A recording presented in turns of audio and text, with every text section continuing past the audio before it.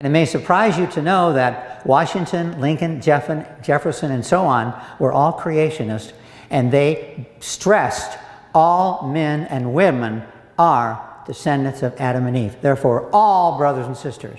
Disinformation is sometimes required for enemies and allies. Don't pull that art of war crap on me. Therefore, you cannot be racist, because we're all children of God. And you take too long to take a shit. Welcome to Project Nihilist, everyone.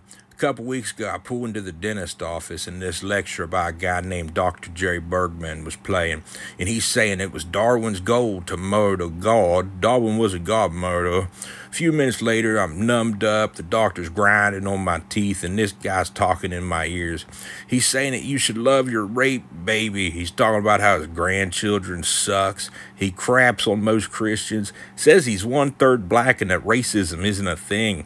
He's obsessed with Nazis, and he lies about dead people. Anyway, this is a 4-part series. Parts 2, 3, and 4 are uploaded, ready to go, minus titles and thumbnails. I lost part 1 when my phone glitched. Totally sucked. I've decided to come back and redo it as an introduction. There is so much to talk about in this video. For example, if you want to hear about the guy who's into bestiality, S&M, pedophilia, and filming himself having sex with students, that's in part 4. So if you're like me and you don't go to church and you wonder what they talk about there, here we go. But hurry, please. We have so much time and so little to see. Well, to summarize this book, World War II was a war between two worldviews, creation and evolution. And thank God, creation won.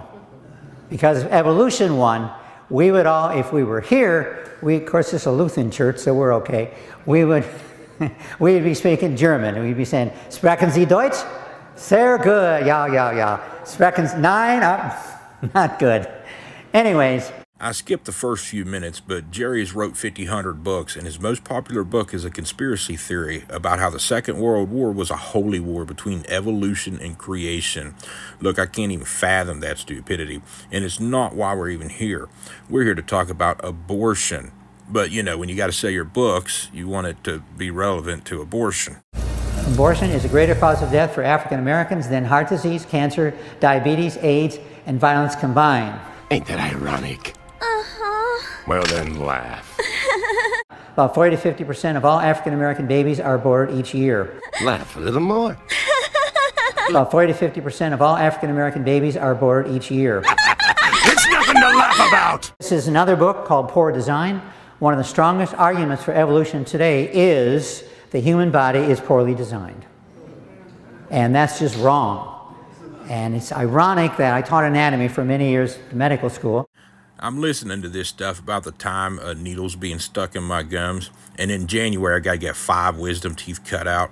Not long ago, I spent the rest of my life in pain. We'll talk about this later on, but Jerry's taught all the science classes at university, which strikes me weird since my professor specialized. My biology teacher didn't also teach geology, anthropology, chemistry, microbiology, biochemistry. Jerry says he got in trouble for teaching this stuff, and that he wasn't ignorant. He presented it tactfully. I got in trouble at the college where I taught now I tactfully presented this, but I didn't want to lie to students. But on the other hand, you really can't honestly convey the pro-choice position with a straight face. And that's just wrong that people believe this, because when you study the Bible, you realize how incredibly well it is designed. Jerry's a big fan of Pele's watchmaker argument, and recently I had to get prescription glasses because the pretty flowers were blurry. This is one called Useless Organs. There was, for a century, claims that numerous organs in your body were useless, like the appendix, the tonsils, the adenoids, the os coccyx, and about 100 others were claimed to be useful. And now we know from research that every one of them have either an important function or a very important function. So that argument is gone. Anyway, why should I care what Josh thinks? Jerry's not like every other creationist on the planet. He has 7 graduate degrees. He's taught biology and still can't grasp that vestigial doesn't mean useless. And I talk about how incredibly influential Darwinism was in Hitler's ideas. What are you doing? Jer's obsessed with Nazis. Later on, he confuses them with a Russian guy who he says tried to get females pregnant using monkey sperm. It's insane. This fucking guy, I'm telling you, he's out there. Just wait till we get into it. As I'll talk about. The Darwin effect gets into some of these ideas: eugenics, racism, communism, capitalism, and sexism. The J.G. Jojo C, what is that? Were all critically important critically influenced by Darwinism. So basically everything then. Boy, ain't that convenient. As I show. And I've spent about a third of my family is black, so I'm very aware of that issue.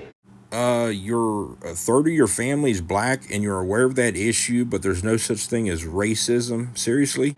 And so as I read more and more about Darwin, I realized how critical his ideas were in the problem we had and still have in this country today. And it may surprise you to know that Washington, Lincoln, Jefferson, and so on were all creationists. Creationists love to do that whole Gish Gallop thing. Imagine sitting in his science class and trying to take notes, paying university fees. First, I don't know who so-and-so is, but Jefferson was a deist, Washington was mostly unaffiliated, and Lincoln, well, who knows? He went to church with his wife after their son died. His opponents attacked his beliefs. His friends said he wasn't religious, and of course his family said he was. I'm not sure what any of this has to do with anything. I'm not sure why you're appealing to some authority and pretend that for some reason that makes your ridiculous nonsense reality. And they stressed all men and women are descendants of Adam and Eve. Therefore, all brothers and sisters. Oh yeah, that old chestnut where everyone was born white until a drunkard named Noah passed out in the sun and his son accidentally seen him naked, and as God's proxy, Noah cursed him, and that's how we know Ken Ham is a direct descendant of Shem or Japheth. Therefore, you cannot be racist because we're all children of God. Okay, dude, whatever.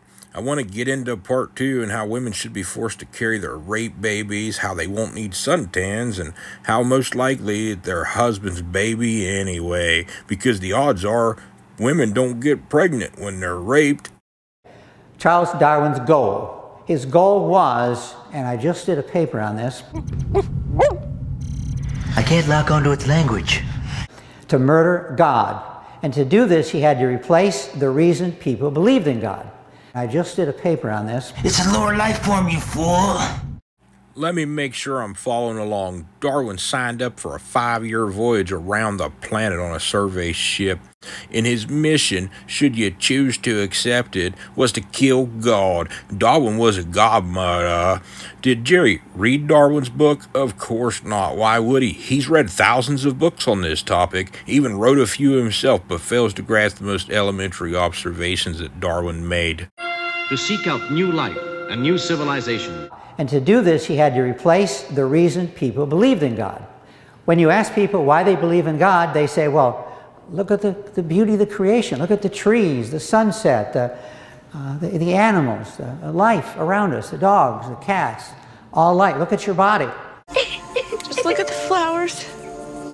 That proves there's a God. And of course, that's what the scriptures say. The heavens declare the glory of God. And everything works out the way it's supposed to. The heavens declare the glory of God. And Darwin knew that. And so he wanted to murder God. To do that, he had to come up with another explanation for the creation. That explanation was evolution. Let me tell you something, folks.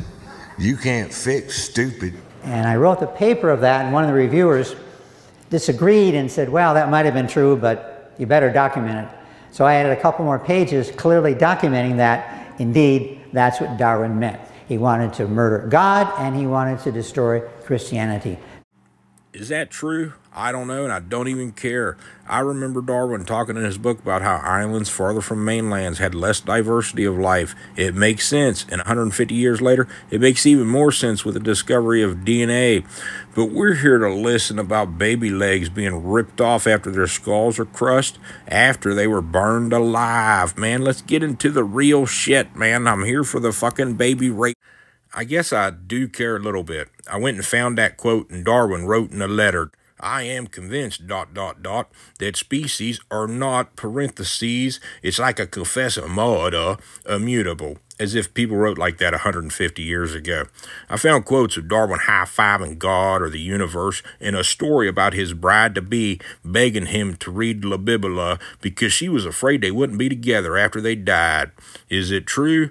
Who cares? What's messed up is how effective a few of these idiots can be influencing millions because they fear a single dude taking down their dogmatic religious beliefs.